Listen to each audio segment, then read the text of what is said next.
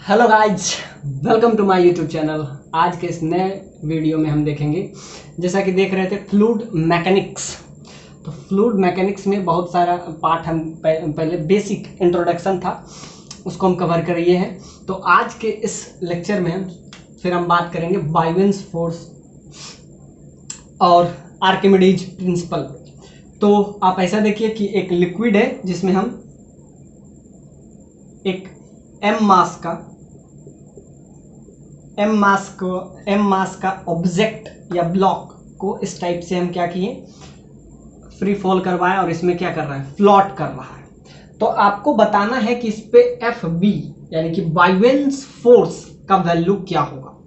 तो जैसा कि बायोवेंस फोर्स की बात कर रहे हैं, तो ये पहले होता क्या है, जब भी आप किसी भी ऑब्जेक्ट को या तो लिक्विड या एयर के लिए भी है, मतलब वैलिड है। तो जब हम कोई भी ऑब्जेक्ट को लिक्विड या गैस में पार्शियली या फुल्ली, ये सब तो आर्किमिडीज प्रिंसिपल में आप पढ़े ही होंगे कि जब भी हम किसी लिक्विड को जब किसी ऑब्जेक्ट को किसी लिक्विड या एयर दोनों में वैलिड है ये फॉर्मूला, कि जब भी हम ये फुल्ली या पार्शियली डिसॉल्व करते हैं तो इसके वेट में इसका वेट जो है डिक्रीज कर जाता है। और यही जो डिक्रीज करता है, ये जो वेट का डिक्रीजमेंट है, यही फोर्स आपका कहलाता है बायोवेंस फोर्स। तो क्या देखें हम कि जब भी हम किसी भी ऑब्जेक्ट को, यानी कि when block is dissolved in water, liquid or air fully or partially, the mass is decreased by some factor. This factor is called the buoyance force. अब ये तो इस ऐसे समझ सकते हैं ड्यू टू आर्किमिडीज प्रिंसिपल। और अगर इसको दूसरा बात है कि इसका मास है, अगर इसका मास m है तो अब इसका मास m नहीं होगा, यानी कि m से m डैश है, यानी कि ये जो डिक्रीजमेंट हो रहा है, यानी इसका मास जो डिक्रीज कर रहा है, तो डिक्रीज क्यों कर रहा है, तो इसके पीछे कोई ना कोई फोर्स लग रहा होगा, तभी उसी की वजह से तो इसका मास क्या किया, डिक्रीज कर रहा है। कोई तो है जो इसको डिक्रीज कर रहा है, सिंपल सा बात है। आप ऐसा समझिए कि किसी का मास, जो कि अगर इसका मास हम बाहर ऐसे रखें तो इसका मास क्या हो जाएगा, कैपिटल M होगा। लेकिन जब हम इस लिक्विड में हम इसको डालते हैं तब इसका मास क्या हो जाता है, m डैश हो जाता है, यानी इसका जो मास है m से m डैश हो जाता है, डिक्रीज किया। तो ये किस वजह से डिक्रीज, कोई ना कोई ऐसा फोर्स तो ऊपर के डायरेक्शन में जरूर लग रहा होगा, क्योंकि मास mg नीचे लग रहा है, तो ऊपर कोई ना कोई फोर्स लग रहा है जो कि इसके मास को डिक्रीज कर रहा है। तो इसको लेते हैं फोर्स और बी, एफ बी, यानी कि ये बायोवेंस फोर्स है जिसकी वजह से इसका मास डिक्रीज कर रहा है। जब भी हम किसी ब्लॉक को, when block is dipped into fully और पार्शियली इन लिक्विड और gas, then its mass is decreased by some quantity, then this is because of the new force, that is buoyance force. अब एक तो यहां से आप समझ सकते हैं आर्किमिडीज प्रिंसिपल से। अब हम इसको सोचे कि इसके ऊपर कोई ना कोई फोर्स लगा जिसके वजह से ये एफ बी आया, यानी एफ बी का मतलब क्या हुआ, buoyance force. This is F B, यानी कि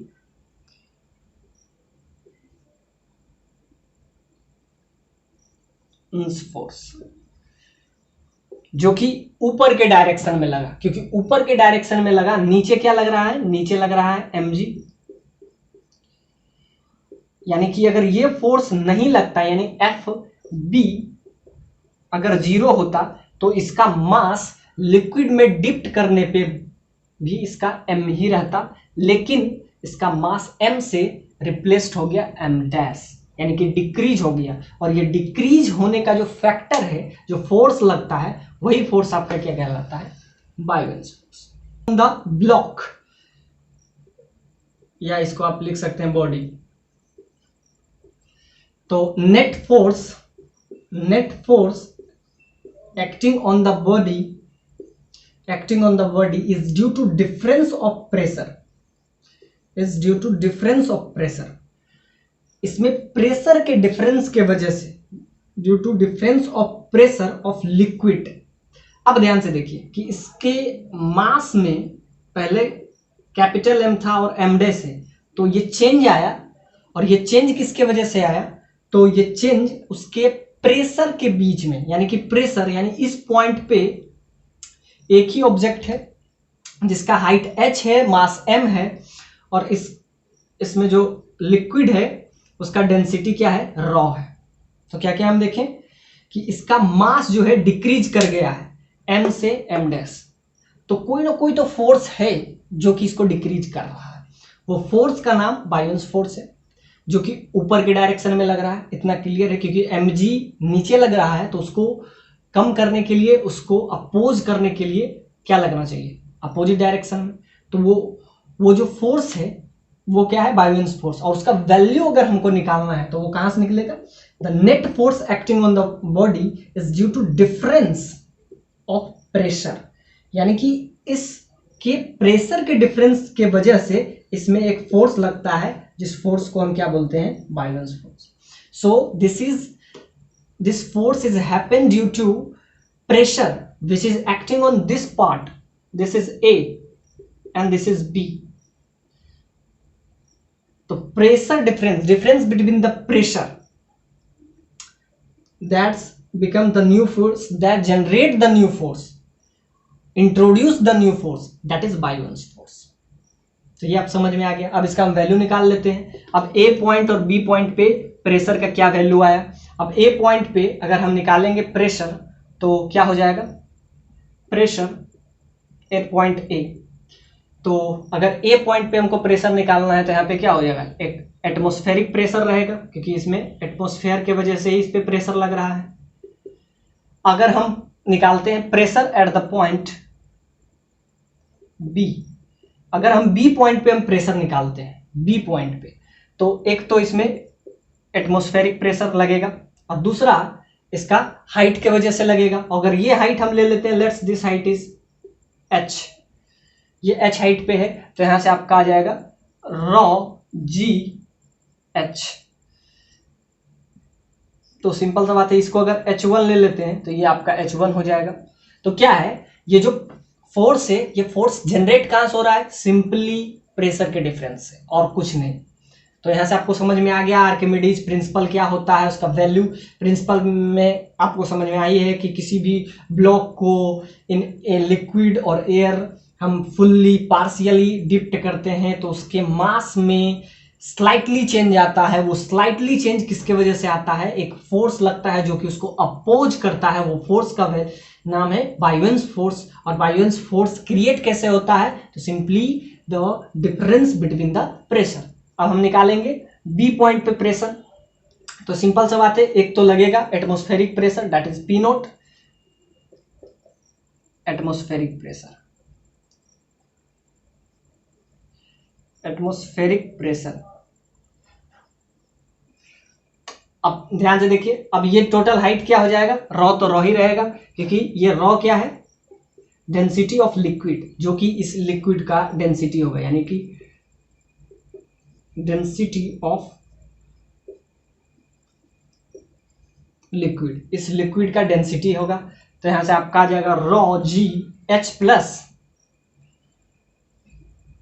H1 प्लस H, तो ये आपका हाइट आ गया। तो प्रेशर A पॉइंट पे और प्रेशर B पॉइंट पे। अब इसके प्रेशर के डिफरेंस के वजह से ही इसमें क्या हो रहा है, बायोन्स फोर्स सिंपली क्रिएट हो रहा है। और जैसा कि आपको पता है प्रेशर क्या होता है, फोर्स डॉट एरिया। और अगर आपको फोर्स चाहिए, ये तो आपको प्रेशर का डिफरेंस है, और आपको क्या चाहिए, आपको तो फोर्स चाहिए, तो force F is equal to P into A. तो सिंपल सा बात है, प्रेशर का डिफरेंस यानी P जो B पॉइंट पे है minus P at the point A, तो प्रेशर का डिफरेंस हुआ। और प्रेशर को सिंपल सा बात है एरिया से अगर हम मल्टीप्लाई करते हैं तो ये क्या आपका हो जाता है, फोर्स हो जाता है। तो ये आपका आ जाएगा एफ बी, बायोलेंस फोर्स का वैल्यू क्या हो जाएगा, सिंपल सा बात है, प्रेशर का डिफरेंस ले लेंगे और लास्ट में उसके एरिया, इसका कुछ ना कुछ एरिया होगा, that is area of cross section A. तो इसका एरिया ऑफ क्रॉस सेक्शन हम क्या ले लिए, ए क्या है, area of cross section, area of cross section. तो ये आपका आ गया। तो सिंपल सा बात है कि आप बस वैल्यू रख देंगे। पीबी पे आपका क्या है, तो P A into P B अगर हम करेंगे तो क्या हो जाएगा, P naught plus rho g H1 plus H2 ले लीजिए, ये H ले लेते हैं, सिर्फ फिलहाल हम H ले लिए। तो क्या है, प्रेशर का डिफरेंस करेंगे तो ये P बी पे प्रेशर ये है और पी ए, दोनों का डिफरेंस कीजिएगा तो पी नोट से पी नोट कैंसिल हो जाएगा, रॉ जी H1 कैंसिल हो जाएगा, बचेगा आपका क्या, रॉ जी H, क्लियरली दिख रहा है, जो कॉमन है वो कैंसिल हो जाएगा, P naught plus rho g H1। तो ये आपका आएगा प्रेशर का डिफरेंस, इसको क्या मल्टीप्लाई क्या कर देंगे, एरिया से, तो क्या हो जाएगा आपका फोर्स आ जाएगा। तो बस अब हम इसका वैल्यू निकालते हैं। तो वैल्यू क्या आ जाएगा, सिंपली डिफरेंस कीजिएगा तो ये कैंसिलाइज हो जाएगा आपस में, और आपका क्या आ जाएगा, that is buoyance force that is equal to, यहां से पी नोट कैंसिल हो जाएगा और बचेगा क्या, रॉ जी H इंटू ए, बस यही बचेगा, सारा कैंसिल हो जाएगा, सिंपल सा बात है, पी नोट से P note cancel, raw g H1 से रॉ जी H1 कैंसिल, बचेगा क्या, रॉ जी H, बस ये बचेगा। अब ध्यान से देखिए, इसका हाइट h है, h क्या है, इसका हाइट है, इसका एरिया ऑफ क्रॉस सेक्शन क्या है, a है, तो height into area of cross section वो क्या होता है, तो एरिया ऑफ क्रॉस सेक्शन से अगर h से हम मल्टीप्लाई कर देते हैं तो ये एरिया हुआ और ये हाइट, तो ये आपका हो जाता है उसका वॉल्यूम। तो क्या हुआ, a into H that is v, यानी कि area into height that is volume.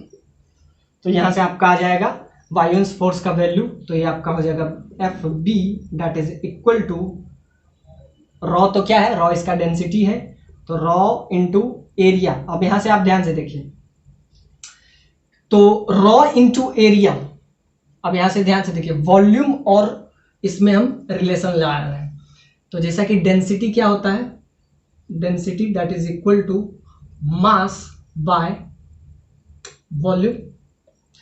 तो आपको यहां पे क्या पता है, डेंसिटी पता है। अब इसको अगर हम वॉल्यूम में कन्वर्ट करें तो V that is equal to m by d, ये भी हम लिख सकते हैं, यानी वॉल्यूम, मास क्या, डेंसिटी क्या होता है, मास पर यूनिट वॉल्यूम। तो वॉल्यूम यहां से क्या हो जाएगा, तो यहां पे अगर हम इसको लिखें तो रॉ इंटू एच, तो रॉ को हम क्या लिख सकते हैं, रॉ को हम लिख सकते हैं डेंसिटी हो जाता है मास, तो यहां से आपका आ जाएगा simply value, area into H को हम वॉल्यूम लिख देंगे, तो यहां से आ जाएगा V रॉ जी। अब ये आपका आ गया, सिंपल सा बात है, न्यू बायोलेंस फोर्स का फॉर्मूला। अब ये फॉर्मूला इंपॉर्टेंट है, क्या फॉर्मूला आ गया बायोलेंस फोर्स का, सिंपल सा बात है कि आपको उसका V चाहिए, यानी क्या, V that is volume, raw that is density of liquid, V क्या है, volume, volume of body, raw क्या है, density of liquid, density of liquid, और G क्या है, G तो आपको G है। तो ये आपका आया बायोलेंस फोर्स का value, this is value of buoyance force that is V rho G, यानी कि F B that is equal to V that is volume of body या ऑब्जेक्ट जो भी, rho is a density of liquid, उस liquid का density, और G। तो ये अब हमेशा याद रखेंगे, इसका डायरेक्शन हमेशा इसको अपोज करता है। तो इसका जो मास था, पहले मास क्या था, अब नया वाला mass m that is equal to क्या हो जाएगा, ये आपका है फाइनल मास, ये आपका हो जाएगा initial mass minus v rho L G, तो ये आपका हो गया आपका नया मास। तो सिंपल सा बात है कि आप पूरा इसको डिप्ट कर दीजिएगा तो क्या वैल्यू है, सिंपल सा बात है कि अब अगर आप इसको पूरा डिप्ट कर दीजिएगा तो क्या हो जाएगा, रॉ बढ़ जाएगा, यानी कि उसका वॉल्यूम बढ़ेगा, यानी कि ये क्या है, वॉल्यूम के डायरेक्टली प्रोपोर्शनल है, रॉ यानी कि जो इसमें लिक्विड है उसके डायरेक्टली प्रोपोर्शनल है, और बाकी जी तो कांस्टेंट सबके लिए होता है। तो किस चीज पे डिपेंड करता है, इस पे भी क्वेश्चन पूछेगा, buoyance force depends on which quantity, या तो क्या हो जाएगा, rho area of cross section, और यहां से अगर पास कर रहा है उसका वेलोसिटी अगर v1 है, और अगर वो यहां से पास करे और उसका अगर एरिया a2 है, तो वेलोसिटी क्या फर्क पड़ेगा, यानी कि ये जो वेलोसिटी है दैट इज v2, और ये एरिया आपका है a1, और ये एरिया आपका क्या हो जाएगा a2। तो अब क्या हो जाएगा, equation of continuity, this is the equation of continuity, कि इस टाइप से पूरी तरीके से कंटिन्यूअस है। तो स्टेडी फ्लो का जब भी रहे तो वहाँ एक इक्वेशन है, इक्वेशन ऑफ कंटिन्यूटी। तो याद रखिएगा वेलोसिटी क्या है, तो यहाँ से वेलोसिटी अगर हर चीज इसमें अगर स्टेडी फ्लो है, दो फ्लो होता है, एक स्टेडी फ्लो और दूसरा टर्बुलेंट फ्लो। तो टर्बुलेंट फ्लो में वेलोसिटी कांस्टेंट नहीं रहता, उसमें कुछ भी कांस्टेंट नहीं रहता, लेकिन अगर ये स्टेडी फ्लो है तो इसमें कांस्टेंट होगा, कि अगर एरिया आप कम करेंगे, सिंपल सा बात है, ये कांस्टेंट है, यानी कि a1 a into V that is constant, कि अगर आप किसी का एरिया बढ़ा दे तो वेलोसिटी अपने आप कम हो जाएगा, यानी कि इनवर्सली प्रोपोर्शनल है, कि एरिया ये क्या है, क्रॉस सेक्शन एरिया,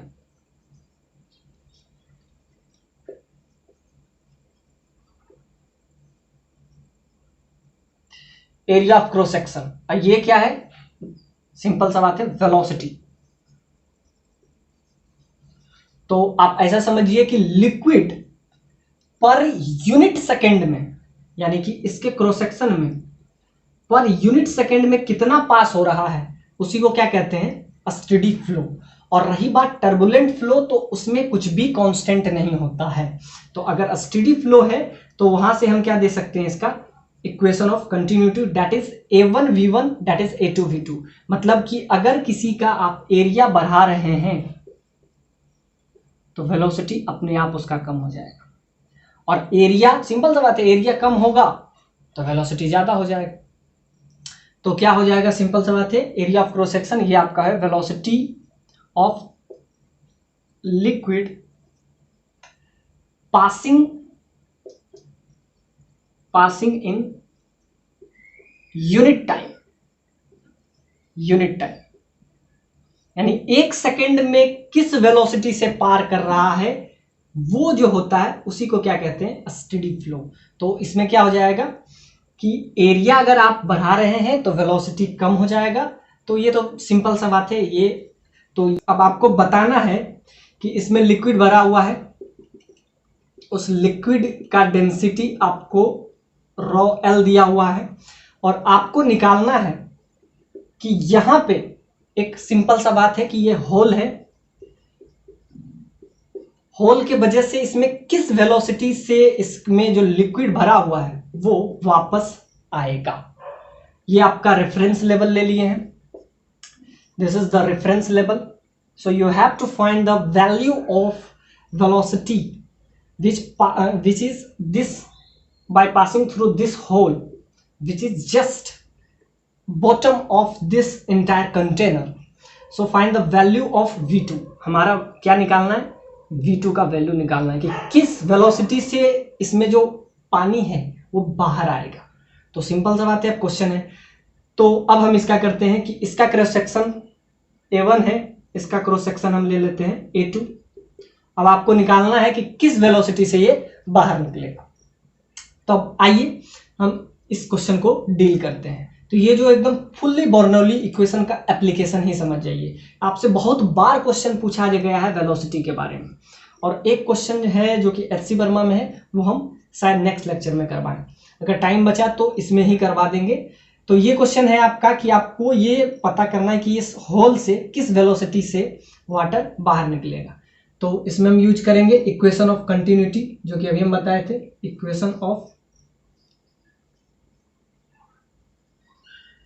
कंटिन्यूटी क्या होता है, A1 V1 that is equal to A2 V2। अब इस पॉइंट से अगर सिंपल सा बात है, इसका area of cross section A है, एरिया इसका ये क्या है, एरिया ऑफ क्रॉस सेक्शन।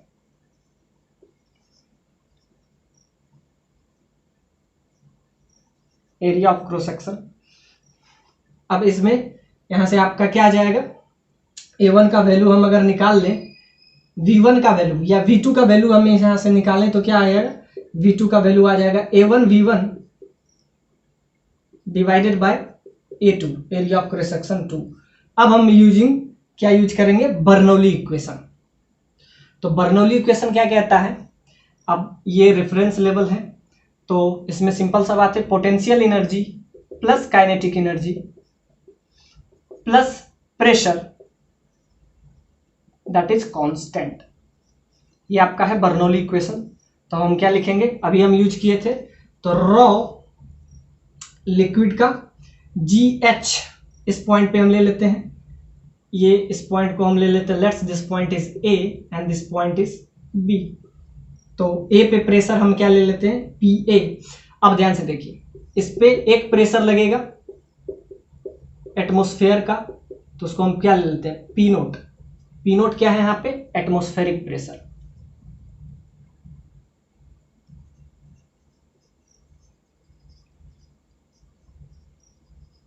ये आपका एटमॉस्फेरिक प्रेशर है। हालांकि इस पॉइंट पे भी आपका एटमॉस्फेयर इस पे प्रेशर लगाएगा, तो क्या हो जाएगा, raw GH potential energy H height पे है, तो क्या हो जाएगा, रॉ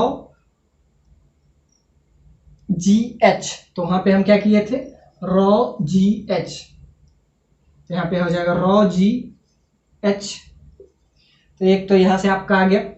काइनेटिक एनर्जी क्या लिखे थे, half into raw into V1 का स्क्वायर। इस पॉइंट पे क्या है, V1 का स्क्वायर प्लस अगर हम इस पे प्रेशर निकालें तो प्रेशर क्या हो जाएगा, सिंपल सा बात है, इस पे जो प्रेशर आएगा इस पॉइंट पे, तो प्रेशर सिंपली आ जाएगा रॉ GH। एक तो एटमॉस्फेरिक प्रेशर लग रहा है और प्रेशर नीचे पे लगता है, ए पॉइंट पे तो एक सिंपल सा लगेगा, कौन सा प्रेशर, क्योंकि एटमॉस्फेयर इस पे दबाव बना रहा है, तो वो उसके वजह से इसमें एटमॉस्फेरिक प्रेशर लगेगा, दैट इज P नोट। और ये इक्वल हो जाएगा यहाँ प्रेशर, तो यहाँ पे प्रेशर लगेगा P नोट, एक तो एटमॉस्फेरिक प्रेशर और इसके वजह से रॉ GH, ये प्रेशर आ गया। फिर हम क्या निकालते हैं, इसी लेवल पे है तो पोटेंशियल एनर्जी 0, ये आपका हो जाएगा PE पोटेंशियल एनर्जी। ये आपका यहां पे अगर ये एयर के कांटेक्ट में है तो इसमें कौन सा प्रेशर लगेगा, सिंपली सिर्फ एटमॉस्फेरिक प्रेशर लगेगा एयर के कांटेक्ट में। लेकिन इस पॉइंट पे प्रेशर अलग, हर एक पॉइंट पे प्रेशर अलग अलग है। अगर हम इस पॉइंट पे प्रेशर लें, इस पॉइंट पे, तो इस पॉइंट पे प्रेशर अलग है, लेकिन इस पॉइंट पे क्योंकि ये एटमॉस्फेयर के कांटेक्ट में आ गया है, तो एटमॉस्फेयर के कांटेक्ट में आने पे सिर्फ एक ही प्रेशर लगता है, वो है एटमॉस्फेरिक प्रेशर। और इस पॉइंट पे लगेगा क्या, रॉ GH। यानी कि अगर यहां पे हम देखेंगे तो P note plus raw GH लगेगा। लेकिन इस पॉइंट, इस पर्टिकुलर पॉइंट पे जहां पे हम होल क्रिएट किए हैं, तो क्योंकि ये कांटेक्ट में आ गया है किसका, एटमॉस्फेयर का, तो यहां सिर्फ प्रेशर लगेगा P नोट। और रेफरेंस लेवल पे है तो सिंपल सा बात है, पोटेंशियल एनर्जी क्या हो जाएगा, 0, काइनेटिक एनर्जी ये, तो यहां से कैंसिल कीजिएगा तो क्या हो जाएगा, P नोट से P नोट कैंसिल, और यहां से आपका आ जाएगा सिंपल सा वैल्यू। अब यहां से हम क्या निकाल लेते हैं, इस पॉइंट पे वेलोसिटी क्या होगा, तो आपका आ जाएगा रॉ G, इधर आ जाएगा V1 का स्क्वायर और इधर सब्ट्रैक्शन हो जाएगा, तो रॉ G V2 का square that is equal to, सिर्फ एक ही अननोन इधर बच जाएगा, ये mgh कैंसिल इस बार नहीं होगा। क्यों? क्योंकि ये एयर के कांटेक्ट में आने पे यहां पे प्रेशर पार्टिकुलर P नोट हो, तो ये आपका आ जाएगा इधर mgh। अब इसको हम यूज करेंगे तो आपका आ जाएगा रॉ, यहां से आपका आ जाएगा V1 का स्क्वायर माइनस V2 का square that is equal to 2mgh by rho. अब ध्यान से देखिए, इस वैल्यू का अब हम यूज करेंगे V1 का इक्वेशन ऑफ कंटिन्यूटी का, तो इसके हेल्प से हम क्या निकालेंगे, तो V1 का स्क्वायर माइनस V2 का square that is equal to 2mgh by rho. अब रॉ क्या होता है? रॉ आपको पता है, मास बाय वॉल्यूम, और ये हम फॉर्मूला क्या किस पे लगाते हैं? यूनिट वॉल्यूम के लिए। तो यहां से आपका क्या हो जाएगा, डेंसिटी मास आपस में बराबर होता है, क्योंकि बर्नौली इक्वेशन हम लगाते ही हैं जब वॉल्यूम क्या हो 1। तो यहाँ से वॉल्यूम और डेंसिटी दोनों कैंसिल हो जाएगा, और यहाँ से आपका आ जाएगा V1 का स्क्वायर माइनस V2 का स्क्वायर दैट इज 2gh। अब हम इस इक्वेशन V1 के जगह पे हम ये पुट कर देंगे, ये हम कहाँ से लाए थे? इक्वेशन ऑफ कंटिन्यूटी से, A1 V1। तो यहाँ से हम क्या लेंगे, V1 का वैल्यू आपका आ जाएगा simply A1 V1 that is equal to A2 V2। तो यहाँ से V1 का वैल्यू आपका आ जाएगा A1 A2 V2 divided by A1, बस ये वैल्यू हम रख देंगे और आपका आ जाएगा ये इक्वेशन। अब इसको हम नेग्लेक्ट कर देते हैं, ये ऑलमोस्ट 1 के बराबर होता है, क्योंकि हम स्क्वायर कर रहे हैं, और ये जो होल है, एरिया ऑफ क्रॉस सेक्शन है, तो ये बहुत स्मॉल होने के बाद तो हम इसको क्या लेते हैं, ऑलमोस्ट इसको हम 1 ले लेते हैं, दिस इज ऑलमोस्ट 1। ये आपको क्या सिंपल सा बात है, एजम्पशन लेना पड़ेगा, और यहाँ से V2 का वैल्यू आपका आ जाएगा √2gh। So this is the application of Bernoulli equation.